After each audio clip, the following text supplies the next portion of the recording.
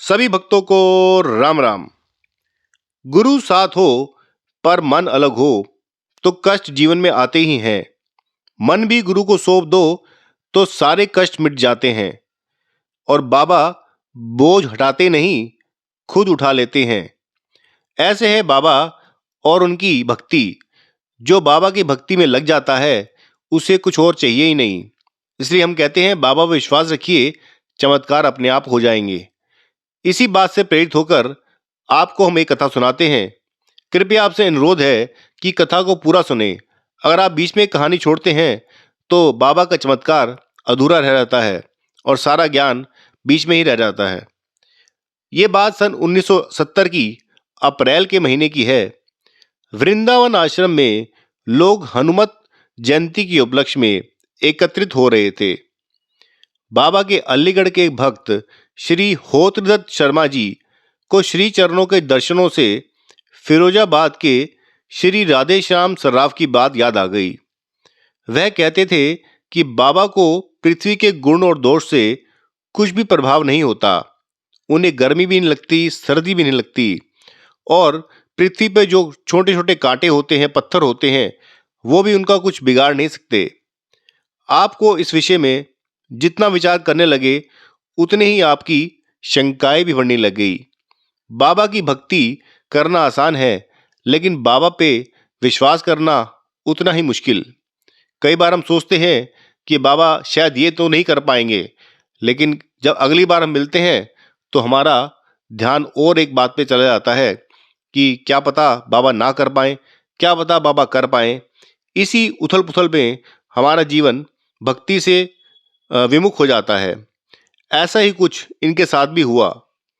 अभी अपनी शंकाओं में वे विलीन थे और समझ नहीं पा रहे थे कि ये कैसे संभव हो सकता है। महाराज जी कमरे से बाहर चल दिए और उन्होंने आपसे भी साथ चलने को कहा। आप बाबा के आसन के लिए एक कंबल अपने बाएं हाथ में लेकर उनके साथ साथ चल पड़े। उन्होंने आपका दाहिना हाथ अपने हाथ से पकड़ लिया और वे हाथी वाले बाबा के आश्रम की ओर बढ़ पड़े। आगे चलकर वे आश्रम के उत्तरी भाग से पीछे की ओर खेतों में चलने लगे। शर्मा जी कहते हैं कि अरहर के ठूठों और झाड़ झंकार से भरी इस बीहड़ कंटक भूमि को देखकर मन घबरा उठा। वहाँ ऊंचे ऊंचे बड़े कटीले झाड़ी थी और क्या बताएं कैसी मिट्टी वाली जगह से बाबा जा रहे थे, समझ पाना भी समझ से परे था। बाबा उनकी परवाह किए बिना एक दिशा में चले जा रहे थे और अपना मुंह उठाकर सहज गति से बस गोखरू से भरे खेतों में चलते जा रहे थे। मेरे दोनों हाथ तो घिरे थे और पैर घोंकरू से लहूलुहान हो चुका था। जब पैर उठाना भी मेरे लिए कठिन हो गया तो वे मेरे हाथ को झटका देते हुए बोले, चलता नहीं, क्या हो गया तेरे को? मैंने अपना कष्ट बताया तेरे को? वो कहने लगे, ऐसा क्या हो गया कि तुम्हारे कांटे क्यों लगे तुम्हारे पैरों में? हमारे क्यों नहीं लगे? हमारे चलने के लिए तो भूमि है, तुम्हारे चलने के लिए नहीं है। ऐसा देखकर वह निरुत्तर हो गए और कांटे निकालने के लिए बैठ गए। और बाबा ने कहा, अब कुछ जलन शांत हुई तुम्हारी? नहीं हुई। बाबा ने फिर अपना हाथ पकड़ लिया और अब की बार आप और भी अधिक कांटों वाली भूमि की ओर चल दिए। मेरे दोनों पैर घोंकरू से भर गए और मेरा चलना असंभव सा हो गया।